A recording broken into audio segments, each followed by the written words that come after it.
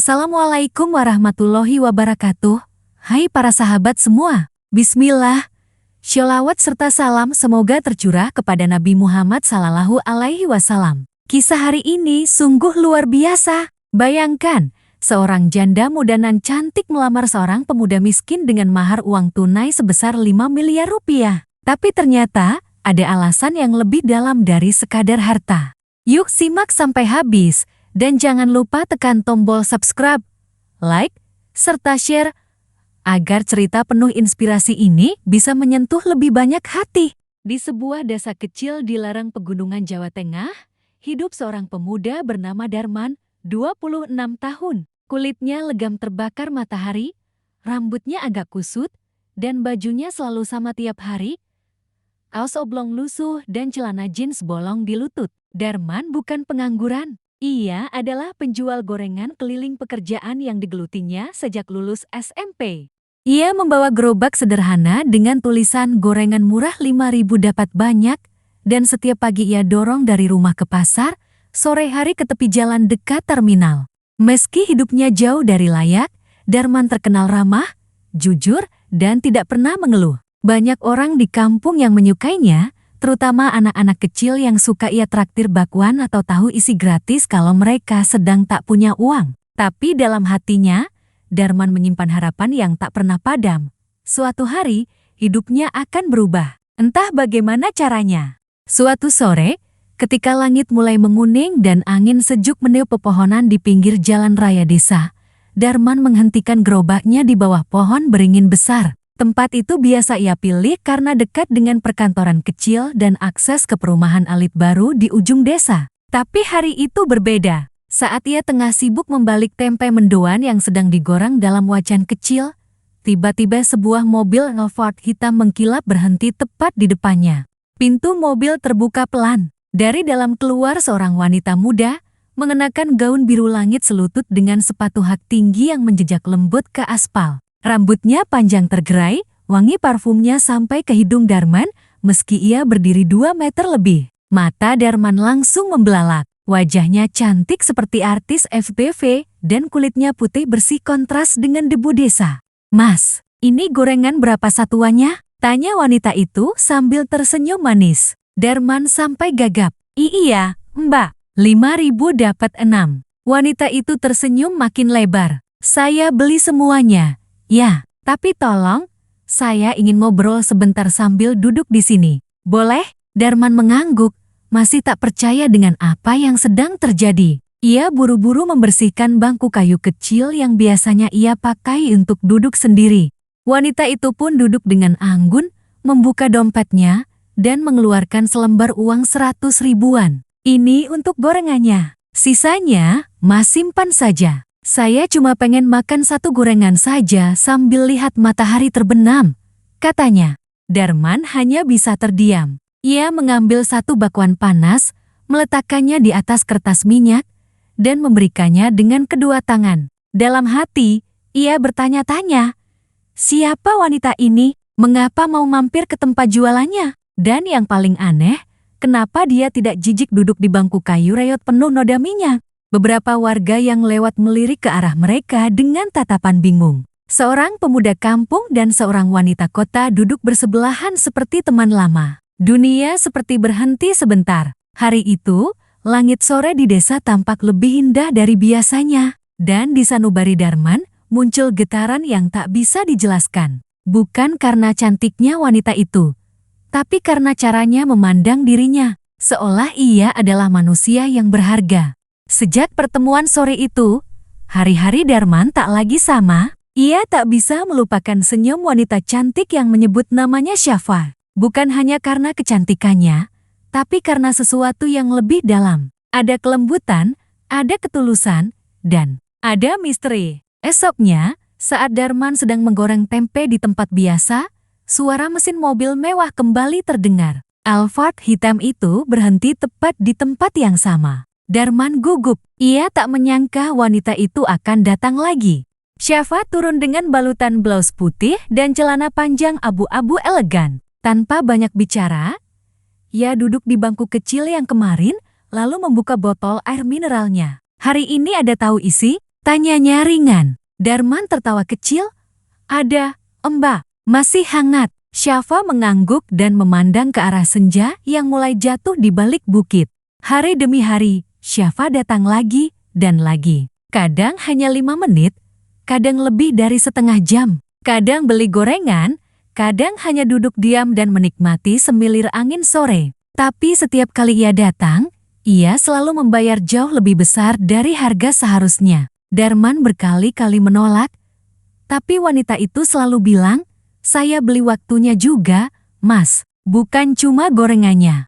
Kabar tentang wanita misterius yang suka membeli gorengan Darman dengan uang ratusan ribu menyebar cepat. Ibu-ibu warung mulai membicarakannya. Ada yang menduga dia pengusaha, ada yang bilang dia janda pejabat, bahkan ada yang menyindir bahwa Darman pakai pelet. Tapi Darman hanya diam. Ia sendiri tak mengerti. Suatu sore, saat angin berhembus agak kencang dan langit mendung, Syafa datang dengan wajah lebih cerah dari biasanya. Ia memakai kardigan merah muda dan membawa 2 bungkus minuman kotak. "Mas Darman, boleh saya tanya sesuatu?" Darman yang sedang menuang adonan bala-bala langsung menoleh. "Tentu, Mbak. Silakan." Syafa menggigit bibirnya sejenak, lalu bertanya, "Mas, kenapa masih sendiri? Nggak pengen nikah?" Pertanyaan itu menghentikan aktivitas Darman. Ia kaget, bingung, dan salah tingkah. Ya pengen sih, Mbak. Tapi siapa yang mau sama tukang gorengan? Saya nggak punya apa-apa." Syafa tersenyum, tapi kali ini senyumnya mengandung rasa sedih. "Jangan terlalu merendahkan diri, Mas. Tahu nggak? Kadang, ketulusan dan kejujuran jauh lebih mahal dari semua yang bisa dibeli." Darman terdiam. Kata-kata itu menyusup ke hatinya lebih dalam dari sekadar basa-basi. Setelah beberapa menit hening, Syafa berdiri. Ia menatap Darman dalam-dalam dan berkata pelan, "Kalau saya serius suka sama Mas, Mas percaya nggak?" Darman nyaris menjatuhkan sendok panjangnya ke wajan. "Apa? Mbak, bercanda, ya?" "Enggak," jawab Syafa tenang. "Saya serius." Darman menunduk, matanya berkaca-kaca. Bukan karena bahagia, tapi karena takut. Takut kalau semua ini hanya permainan. Ia hanyalah orang miskin, hidup seadanya. Bahkan untuk beli sepatu baru saja belum sanggup. Hari itu, langit cerah tak seperti biasanya. Angin bertiup tenang dan suasana desa terasa ganjil. Sejak pagi, warga ramai bergosip karena ada mobil-mobil mewah yang terlihat masuk ke gang sempit menuju tempat biasa Darman berjualan gorengan. Darman sendiri tak tahu apa yang sedang terjadi. Ia tetap mendorong gerobaknya seperti biasa, mengenakan kaos oblong abu-abu dan celana jeans robek di lutut. Tapi di dalam dadanya, jantungnya berdetak tak karuan. Hari sebelumnya, Syafa meninggalkan kalimat yang masih bergema di telinganya. "Besok saya akan datang lagi, tapi bukan untuk beli gorengan." Pukul 4 sore lewat 10 menit, suara deru mesin mobil terdengar dari kejauhan. Bukan hanya satu, tapi 3 mobil hitam berjejer perlahan memasuki area tempat Darman biasa mangkal. Warga desa yang penasaran mulai keluar dari rumah dan warung, berkerumun di sekitar lokasi. Dari mobil pertama, Syafa turun dengan balutan gamis putih elegan dan kerudung biru pastel yang sederhana namun anggun. Dari 2 mobil lainnya, turun 2 pria berdasi membawa koper besar dan map tebal. Darman langsung berdiri kaku. Kedua tangannya gemetar memegang penjepit gorengan. Ia menelan ludah, merasa seperti sedang bermimpi buruk atau mungkin justru mimpi indah yang terlalu nyata. Syafa melangkah pelan ke arah gerobak gorengan. Di hadapan puluhan pasang mata warga yang tak berkedip, ia berhenti di depan Darman, lalu berlutut. "Mas Darman," ucapnya lantang, suaranya gemetar namun penuh keberanian. "Selama ini saya mencari laki-laki yang bisa membuat saya merasa hidup kembali. Saya sudah keliling dunia, bertemu orang penting, pebisnis besar, lelaki kaya raya. Tapi saya tidak pernah merasakan damai seperti saat duduk di sebelah Mas, makan gorengan di sore hari." Warga bergemuruh. Beberapa ibu-ibu menutup mulut, remaja desa merekam dengan EV-nya, dan anak-anak berteriak kegirangan seperti menonton sinetron live. Syafa lalu mengisyaratkan pada kedua pria di belakangnya. Salah satu dari mereka membuka koper besar berisi tumpukan uang tunai rupiah bersegel. Warnanya mencolok merah dan biru bertumpuk-tumpuk. 5 miliar, tunai. Saya tahu, Mas Darman orang yang jujur dan tidak silau harta. Tapi ini bukan soal membeli cinta. Ini bentuk penghormatan saya sebagai wanita yang ingin serius. Jika Mas bersedia menerima saya sebagai istri, terimalah mahar ini. Bukan untuk memikat, tapi untuk membuktikan. Cinta juga bisa datang dari arah yang tak pernah diduga. Suasana hening. Darman berdiri mematung. Matanya memerah, mulutnya gemetar. Ia tak tahu harus menangis, tertawa, atau lari. Apa? Ini sungguhan? Mbak, gumamnya pelan. Syafa tersenyum, lalu mengangguk. Saya serius. Saya tidak peduli masa lalumu. Yang saya peduli, bagaimana Mas memperlakukan saya, membuat saya merasa manusia. Beberapa warga mulai bersorak. Terima, Man, terima. Jarang-jarang rezeki datang dari langit, tapi Darman tidak langsung menjawab. Ia menatap Syafa, menatap koper, menatap dirinya sendiri. Ia mengingat betapa hari-harinya penuh peluh, betapa ia tidur hanya beralaskan tikar, dan makan kadang dengan garam dan nasi sisa. Apakah ini cobaan atau keberkahan? Apakah ini mimpi atau jebakan? Dengan suara gemetar, Darman berkata pelan, Mbak Syafa, saya butuh waktu. Syafa tidak kecewa. Ia berdiri, tersenyum, dan menepuk bahu Darman dengan lembut. Ambillah waktumu. Tapi ketahuilah, saya tidak sedang main-main. Hari itu menjadi viral. Video Syafa melamar Darman tersebar di media sosial, tayang di TV lokal, bahkan sempat dibahas di YouTube sebagai lamaran paling berani dan tulus dari seorang janda muda pada pemuda miskin. Namun, bagi Darman, ini bukan soal viral atau uang. Ini soal keberanian mencintai dan harga diri. Dan malam itu, Darman hanya bisa terduduk di depan rumah reotnya, menatap langit penuh bintang, memikirkan, apakah cinta memang sajab ini? Setelah lamaran yang menggemparkan itu, suasana desa berubah drastis. Darman bukan lagi sekadar tukang gorengan biasa. Ia kini jadi sorotan. Warga, wartawan lokal, bahkan media sosial ramai membahas kisah cintanya yang tak lazim. Tapi di balik semua itu, hanya satu hal yang memenuhi benaknya. Kenapa aku? 3 hari setelah kejadian itu, Syafa datang ke rumah Darman. Tidak membawa pengacara, tidak membawa mobil mewah, tidak membawa uang. Hanya dirinya, mengenakan kerudung hitam dan baju batik sederhana. Ia datang sendiri, tanpa sorotan kamera, tanpa publikasi. Darman menyambutnya dengan kikuk. Rumahnya kecil, berdinding papan dan beratap seng. Tak ada sofa, hanya kursi plastik dan meja kayu penuh noda minyak. Tapi Syafa tidak terlihat risih. Ia duduk dengan tenang, tersenyum seolah berada di istana. Mbak Syafa, saya masih bingung. Kenapa saya? Apa nggak salah pilih orang? Tanya Darman pelan, menunduk. Syafa tidak langsung menjawab. Ia mengeluarkan sebuah foto dari tas kecilnya. Disodorkannya pada Darman. Lihat ini.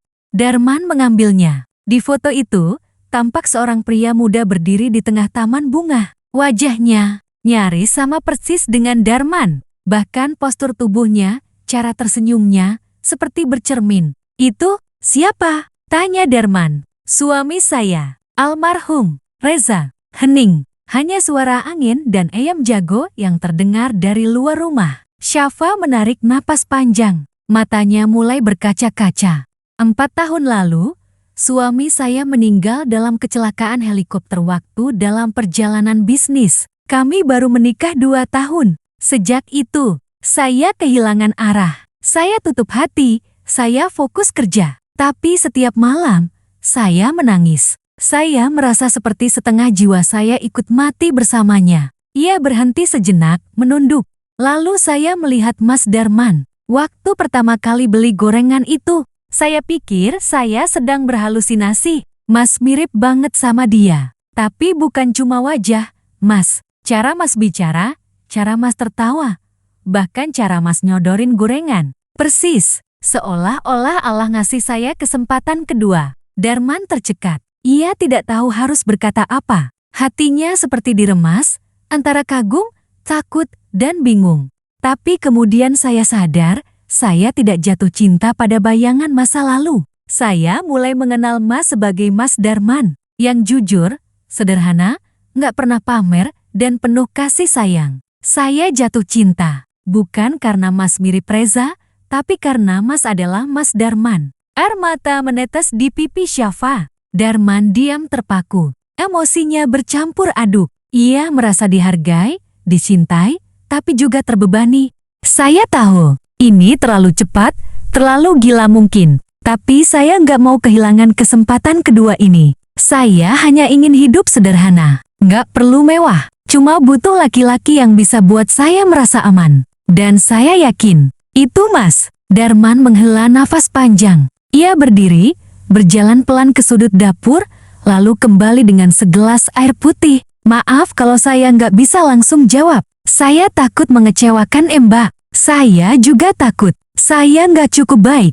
Syafa tersenyum dalam air mata. Cinta nggak butuh kesempurnaan. Cukup ketulusan. Hari itu, mereka berbicara lama. Bukan sebagai penjual dan pembeli, bukan sebagai janda kaya dan pemuda miskin, tapi sebagai dua manusia yang sama-sama pernah terluka dan kini saling menemukan harapan baru. Di luar rumah, hujan mulai turun, pelan. Seolah langit pun ikut mencairkan segala kekakuan yang pernah ada di antara mereka. Hari-hari setelah pertemuan terakhir itu menjadi masa paling berat bagi Darman. Setiap pagi, ia masih mendorong gerobak gorengannya menyusuri gang desa. Tetapi pikirannya tak lagi sama, bukan lagi soal minyak habis atau tahu basi, tapi tentang seorang wanita yang begitu luar biasa, yang datang membawa cinta dan harapan, namun ia sendiri merasa tak pantas menerima. Warga desa mulai bertanya-tanya, mengapa belum ada kabar pernikahan? Bukankah 5 miliar dan cinta seorang janda cantik seharusnya cukup untuk membuat siapapun langsung bilang iya? Tetapi bagi Darman, ini bukan hanya tentang uang. Ia takut jika menerima cinta Syafa, ia akan membawa luka baru dalam hidup wanita itu. Ia sadar, ia hanya lelaki biasa yang terbiasa hidup di bawah garis, tak tahu apa-apa tentang dunia Syafa yang penuh bisnis, properti, protokol, dan elegansi.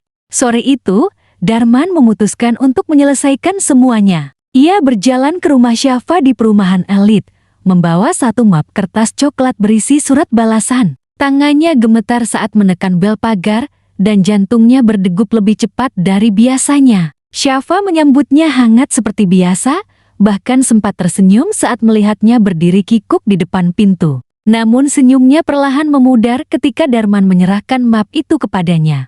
Apa ini, Mas? Tanyanya lembut. Ini, jawaban saya. Ujar Darman pelan, menunduk. Syafa membuka map itu. Di dalamnya ada surat tulisan tangan Darman yang rapi dan penuh kehati-hatian. Isinya singkat, tapi terasa seperti pisau yang menusuk perlahan. Mbak Syafa yang baik, saya tidak bisa menerima lamaran ini. Bukan karena saya tidak menghargai Mbak, bukan karena saya tidak terharu, tapi karena saya takut. Saya tidak bisa menjaga dan membahagiakan Mbak seperti almarhum suami Mbak dulu. Saya cuma lelaki biasa. Dunia kita terlalu berbeda. Saya takut menyakiti perasaan Mbak di kemudian hari. Saya mohon maaf. Terima kasih karena sudah membuat saya merasa berarti, walau sebentar. Darman Syafa terdiam lama. Matanya membacanya hingga 2 kali. Lalu, air matanya jatuh begitu saja. Bukan karena marah. Bukan karena kecewa, tapi karena ia sadar, laki-laki di depannya ini terlalu baik hingga rela melepaskan demi tidak menyakiti. Mas pikir kebahagiaan saya itu diukur dari apa? Tanyanya sambil menahan tangis. Saya ini sudah punya segalanya. Uang, rumah, perusahaan. Tapi semua itu hampa sejak Reza pergi. Satu-satunya hal yang saya butuhkan adalah seseorang yang membuat saya merasa hidup. Masalah itu, Darman menunduk makin dalam. Tubuhnya gemetar. Suaranya parau. Saya takut, Mbak. Takut gagal. Takut bikin Mbak nyesal. Syafa mengusap air matanya, berusaha tersenyum walau matanya sembab. Kalau begitu, saya yang akan menunggu. Sampai Mas siap. Sampai Mas sadar bahwa harga diri itu bukan dari harta, tapi dari hati. Darman tak sanggup membalas sepatah kata pun. Ia hanya bisa membungkuk hormat, lalu melangkah pergi. Hujan turun saat itu, tapi bukan hujan badai. Hanya gerimis tipis yang menambah getir langkah seorang lelaki yang terlalu takut dicintai. Di dalam rumah, Syafa memeluk surat itu. Ia menangis dalam diam. Tapi kali ini, bukan karena patah hati, melainkan karena yakin lelaki itu bukan hilang, hanya sedang menyembuhkan luka dalam dirinya sendiri. 2 pekan telah berlalu sejak Darman menolak lamaran Syafa. Meski wajahnya tetap ramah, senyumnya mulai berkurang. Ia kembali menjajakan gorengan seperti biasa, tapi kini tak ada lagi yang duduk di bangku kayu sebelahnya. Gerobak gorengannya kembali sepi, hanya diisi suara wajan yang mendesis dan keroncongan perutnya sendiri. Namun, yang tidak ia tahu, jauh di balik diamnya Syafa, ada sesuatu yang sedang dipersiapkan. Bukan sebagai balas dendam atau bentuk pelarian dari penolakan, melainkan sebagai bentuk cinta tertinggi, memberi tanpa berharap dibalas. Suatu sore, ketika Darman baru saja pulang dan meletakkan gerobaknya di samping rumah, seorang lelaki berpakaian rapi mengetuk pintu rumahnya, membawa koper kecil dan sebuah map. "Mas Darman?" tanyanya sopan. "Saya dari notaris Bu Syafa." Beliau menitipkan sesuatu. Darman tercengang. Ia belum sempat menjawab. Pria itu sudah menyerahkan map bersampul kulit coklat dan sebuah kunci rumah. "Silakan dibaca sendiri isinya. Ini dokumen sah, sudah disahkan hari ini." Begitu pria itu pergi, Darman membuka map itu dengan tangan gemetar. Di dalamnya terdapat surat hibah, fotokopi sertifikat tanah, dan buku tabungan berisi nominal awal, 500 juta. Di halaman terakhir, ada sepucuk surat tulisan tangan Syafa. "Mas Darman, saya tahu Mas mungkin belum siap untuk cinta saya. Tapi saya tahu, Mas pasti ingin memperbaiki hidup. Saya tidak ingin cinta ini menjadi beban. Jadi saya tinggalkan sesuatu untuk Mas. Bukan 5 miliar, tapi cukup untuk memulai. Rumah kecil di pinggiran kota ini atas nama Mas sekarang. Di dalamnya sudah saya isi dengan kebutuhan dasar dan alat-alat usaha. Gunakan sesuai hati Mas. Mau Mas jual, sewakan, atau tinggali, itu hak Mas sepenuhnya. Dan tabungan itu, saya buka untuk modal usaha Mas. Kalau suatu hari ingin buka warung atau toko sendiri, saya pamit sementara dari desa ini. Saya akan ke luar negeri untuk beberapa proyek sosial. Tapi saya titip satu doa. Semoga Mas bahagia. Cinta tak selalu harus dimiliki. Kadang cukup dilihat dari jauh, asal tahu ia baik-baik saja. Terima kasih sudah mengajarkan saya apa arti ketulusan yang sesungguhnya." Syafa Darman tak mampu menahan tangis. Air matanya jatuh deras. Ia duduk di lantai rumah reotnya, menggenggam surat itu seolah memegang secuil keajaiban dari langit. Keesokan harinya, dengan koper dan map itu di tangan, Darman berjalan kaki menuju alamat rumah yang tertera dalam surat hibah. Lokasinya di pinggiran kota, di dalam kompleks sederhana namun tertata rapi. Begitu ia membuka pintu rumah, matanya langsung memanas. Rumah itu tidak besar, tapi bersih dan nyaman. Di dalamnya sudah ada tempat tidur, peralatan dapur lengkap, rak buku kecil berisi bacaan motivasi, dan sebuah foto dirinya bersama Syafa yang diambil diam-diam saat mereka duduk di pinggir jalan makan gorengan.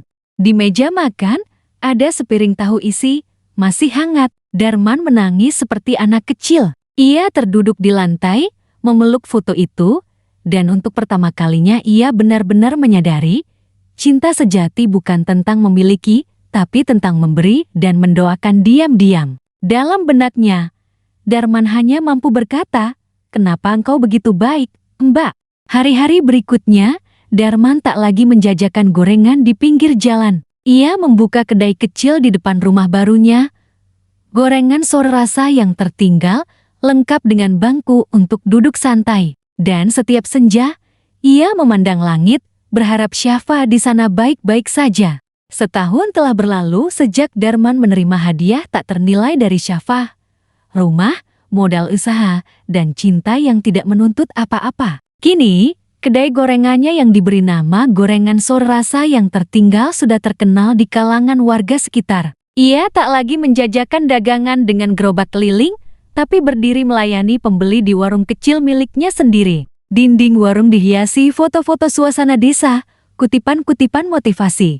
Dan satu foto kecil di sudut atas, Syafa sedang tersenyum dengan tangan memegang tahu isi. Meski hidup Darman mulai membaik, hatinya masih menyimpan satu lubang kosong.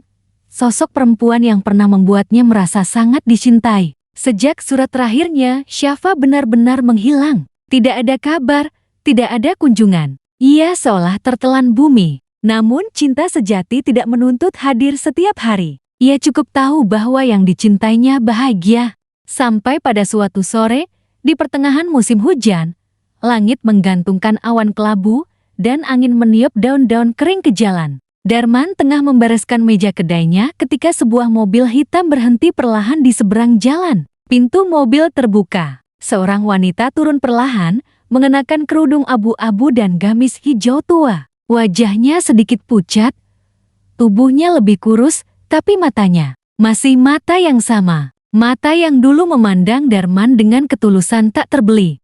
Darman terdiam. Seluruh tubuhnya seperti membeku. Tangannya yang memegang kain lap jatuh begitu saja. Dunia seakan diam, kecuali detak jantungnya yang makin keras. "Assalamualaikum, Mas Darman." Sapa wanita itu lembut. "Wah, waalaikumsalam, Mbak Syafa," jawab Darman terbata. Matanya mulai berkaca-kaca. Mereka berdiri saling menatap. Tak ada kata yang cukup untuk menjelaskan rindu dan haru yang menumpuk selama berbulan-bulan. Hanya diam, dan air mata yang menata satu-satu.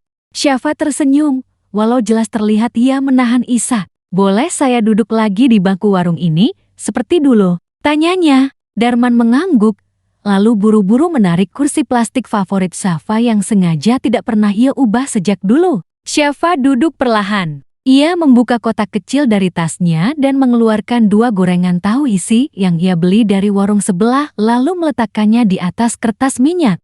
"Saya nggak tahu apakah Mas masih suka gorengan, tapi saya cuma pengen makan ini, di tempat yang sama, dengan orang yang sama, untuk alasan yang berbeda." Darman menunduk. Air matanya mengalir tak terbendung. "Kenapa balik lagi, Mbak?" gumamnya. Syafa menatapnya dengan senyum yang matang. Bukan senyum manja seperti dulu, tapi senyum seorang wanita yang telah melewati banyak badai, namun tetap menyisakan kelembutan. "Saya sadar, selama ini saya mencari ketenangan, bukan pelarian. Dan saya tahu, ketenangan saya ada di sini." Lalu ia mengeluarkan sebuah kotak kecil, membuka tutupnya, dan di dalamnya ada 2 cincin sederhana bukan emas putih, bukan berlian, tapi hanya perak dengan ukiran kecil bertuliskan, "Cinta itu pulang. Kalau Mas sudah siap, saya nggak akan minta apa-apa selain izin untuk menua bersama." Darman terisak. Ia menggenggam tangan Syafa. "Saya siap. Saya sudah siap sejak hari Mbak tinggalkan surat itu. Saya hanya menunggu cukup berani untuk mengatakan, saya juga mencintai Mbak. Sejak pertama Mbak beli gorengan saya. Hari itu, warung gorengan jadi saksi 2 hati yang akhirnya dipertemukan kembali. Bukan dengan pesta mewah, bukan dengan mahar miliaran, tapi dengan satu janji tulus, saling menemani, sesederhana apapun hidup ini." Dan ketika matahari perlahan tenggelam di balik pepohonan, suara azan maghrib terdengar dari masjid terdekat. Darman dan Syafa berdiri bersama, melangkah menuju masjid, meninggalkan dunia dengan segala gemerlapnya, menuju tempat di mana cinta menjadi ibadah dan hidup menjadi tenang. Masya Allah, sahabat-sahabat semuanya, kisah cinta yang dimulai dari pinggir jalan ini mengajarkan kita bahwa cinta sejati tak mengenal status, harta, atau masa lalu. Yang penting adalah ketulusan. Jika kisah ini menyentuh hati kalian, jangan lupa tekan like, tuliskan komentar kalian tentang makna cinta, dan share ke orang-orang tercinta. Subscribe channel ini sekarang juga, agar tak ketinggalan kisah-kisah penuh haru dan inspirasi lainnya. Wassalamualaikum warahmatullahi wabarakatuh. Sampai jumpa di kisah berikutnya.